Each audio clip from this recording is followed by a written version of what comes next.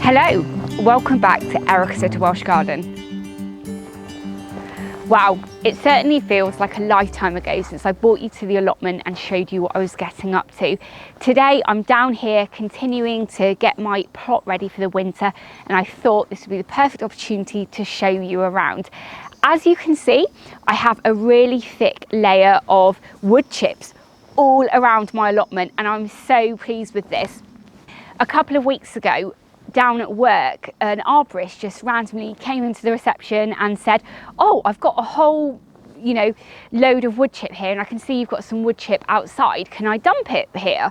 And I was like, "Well, I'm really sorry, we can't take any wood chip here because we've got enough. However, I have an allotment just over the road, and if you could drop it there, we would be immensely grateful for it." So he said no problem at all, and that he would get it done. So on Saturday morning, I popped down to see the biggest pile of wood chip I've ever seen. I was very excited, and because we're only an allotment society of 24 plots and only a couple of us wanted to use the wood chip, I knew that I could make a pretty good dent in that wood chip and really make a good mulch for all of my pathways. Now, when I set out my beds last year, I decided that I was going to have 10 no-dig beds all in this area here, and I split it up using wood chip.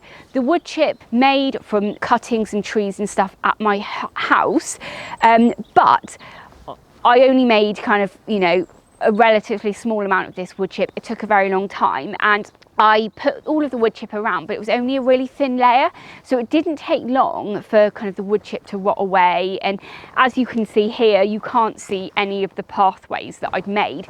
So what I decided to do, because I had so much wood chip, was to get a really thick layer all around the outskirts of the allotment, and just have 3 beds, so that I could really just focus on growing like maybe one crop here, one crop there, another there, and go from there. I'd already realised earlier in the year earlier this year, that having the bed split up like this was probably going to be a little bit fiddly, because the bed at the very top never got completed. Because I had onions and garlic growing in them, I decided to hold off and wait till that was finished before actually putting them into like the 3 separate beds.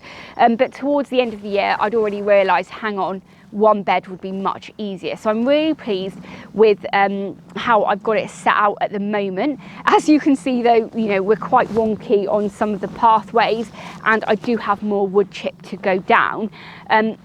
But one of the main things you can see here, where I haven't put any cardboard down, it is quite weedy under here. So if I've got 2 options really. I can keep trying to weed it all the time, and there's just so many weed seeds there that I'm just going to continue having to weed it all the time. So I think the choice really for me is that I'm going to continue putting cardboard down over here, and then early in the spring I'm going to get some manure possibly, or some soil for the top. Now, I used really cheap compost last year. It was peat free and it wasn't very good at all. So I don't want to just go with cheap and cheerful, which is what I usually do. Let's face it, I'm a cheapskate, and then I complain that it doesn't work. But yeah, I think I'm going to continue putting the cardboard down on these beds throughout the winter, and then early spring I will then think about what I'm going to be putting on as a mulch. But as I've got such a really high pathway here, I think I'm going to put a really thick layer of mulch on top, which again I've never done, but I think it needs the investment now. This bed here though has still got some potatoes and things in, so I'm not going to worry too much about putting cardboard down on that until I've sorted that out. So my raised bed down at the bottom of the plot currently has nothing growing in it at all.